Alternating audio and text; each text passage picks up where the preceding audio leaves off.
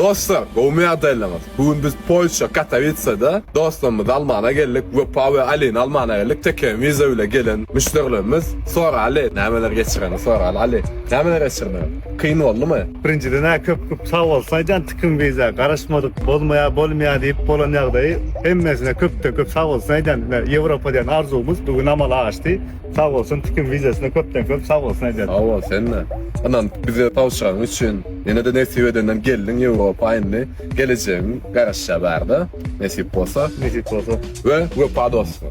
Haydi beraber ne benim- akide konuda. Benim gosulyan şu Ali'nin aytýan sözlerinde takıma vize köp sağ olun taňra kılmaýan. Şu Avrupa gel nefiyemiz var eken gelmemizde Allah'tan hemmeňize takıma vize önüm bilersiniz. Katar keyin olun. Ben size yürekten aýdýan. Hoş Sağ ol, geldin. tamam. Hoş geldin. Okey dostlar görüşürüz yani. Siz de Avrupa, Polşa, başka devletlere de gelmek isteseniz elbette tek kelimizde sizden.